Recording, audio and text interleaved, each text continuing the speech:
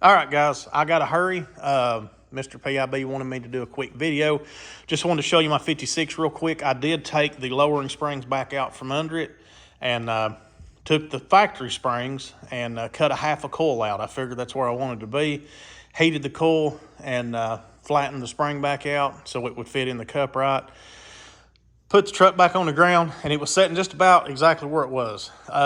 Maybe just a little bit higher. I was still having some issues bottoming out.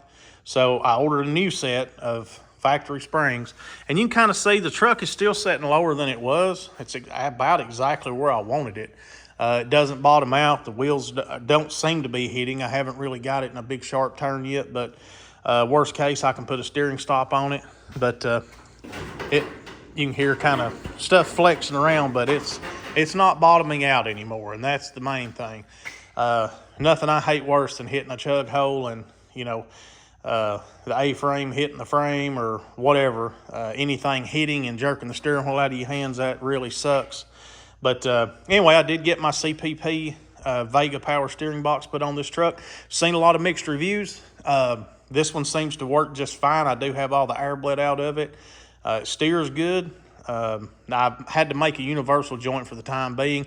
I don't know if I'm going to use a painted column that I have over here or this chrome column. And the big difference between the two are the shafts on the end of the column. So I think this column over here may be a factory style column, like an OEM column. This one is obviously aftermarket, being chrome, and it has like a rectangular shaft coming out of the end, and this one has a splined shaft. So got to figure out which column I'm using before I order the universal joint that I need, and I do want to order the dampener style. It's a universal joint with like rubber in it to kind of take out some of the vibrations. It's not going to be as good as a rag joint, but I just don't have the room for that. Was going to go rack and pinion on this truck, kind of the same stuff, guys. I looked at a lot of rack and pinion kits, and people were saying that the trucks are too heavy for the Nova and Camaro style rack and pinion kits. They were having a lot of trouble out of the rack and pinions, and the steering box is kind of the same. But the biggest thing I seen on the steering boxes were people saying that they were binding up and this, that, and the other. And this one's binding up a little bit, but it is because of my universal joint that I made. So I didn't really expect it to work at all. It's at least to the point now I can back it up. It has a little spot here and there that it catches, but I can move it around here as needed. So that was the main thing. It was over here, so I had to get it back over here. Anyway, so that's where I'm at on it. We'll get back to it. I'm not in any rush to get this truck done, but it is coming along. So I've got Mr. and Mrs. PIB's other 66 in the garage. This truck needs a lot of love, I'll say that.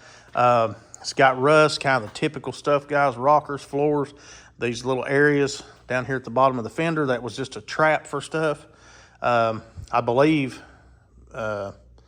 what's the truck's name? Almond Joy, the other 66 that I just done for Mr. and Mrs. PIB. That truck had rust here too. Now, of course, it was cut out and fixed. But anyway, whole lot of stuff to fix on this truck. It's going to need a lot of metal work. You can see here a little area.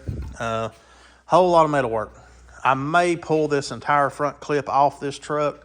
That would make it easier to get in here to these areas. That's going to be a real booger because, well, unless you come from the inside, I don't know if you can access it from the inside or not, but I think it would help just to get this front clip off this truck for now, and maybe set it on my trailer or something outside, and not have it in the way. Of course, I got to change the front K-member. Going to do a square body K-member up front. I'm sure we'll do some power brakes, get rid of that death trap of a master cylinder. The one line, those things will get you hurt or killed. We'll put a dual line setup on it. Whole lot of stuff, guys. My goodness, I don't even know what all we're going to do to it. Again, 5-lug. We'll do the 5-lug front, and then maybe either I'll buy some new axles or have Tim weld those and re-drill them. Probably just buy new axles.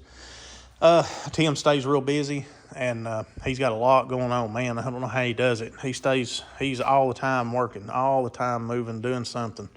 But Anyway, just wanted to do a quick video for Mr. and Mrs. PIB. One thing I will say about this truck that I like a lot more about this one as opposed to Almond Joy is it's got swing arms in the rear. I love the swing arm suspension on these trucks. Nothing wrong with leaf springs. That's what's on Almond Joy. Leaf springs were actually an option. So if you wanted swing arms on a Chevrolet, you had to pay a little more money. They were, I guess, as far as hauling stuff, the leaf springs were better. But I think they were standard on a GMC and an option on the Chevrolets. And that's why a lot of the old timers, they said the GMCs had heavier suspension. But anyway, it's not a bad truck. It's been setting, guys. It's been setting a long time. I think I found a tag back here. I had to clean out a whole bunch of leaves. This thing was full of leaves and thorns and just all kinds of stuff, Coke cans and stuff. Whole bunch of stuff. So I cleaned all that out. I had to get in here, get under the seat with a flashlight, get under the dash with a flashlight, make sure we didn't have no snakes or anything, kind of set up shop in here over the winter. I didn't see anything. Hopefully nothing's in there. There were a lot of waspers. There's a few of them tried to get me, but anyway, I sprayed all of them. I think I got most of them killed out. But the first thing we're going to do is this front suspension. Go ahead and get that out of the way, and I'll debate whether I'm going to pull that front clip or not. And then we'll just start going through all the brakes, put the gas tank and stuff in it. There's no 305 sitting back here. I think Mr. PIB's got a 350 up at Tim's. It does have a 3-speed transmission in it. I don't know if he wants to keep that or go with an automatic. But anyway, guys, a whole lot of work to do, but we're going to jump in with both feet and try to get this thing moving, try to get it back on the road. All right, guys, as always, I appreciate you watching. We'll catch you on the next one. See you later.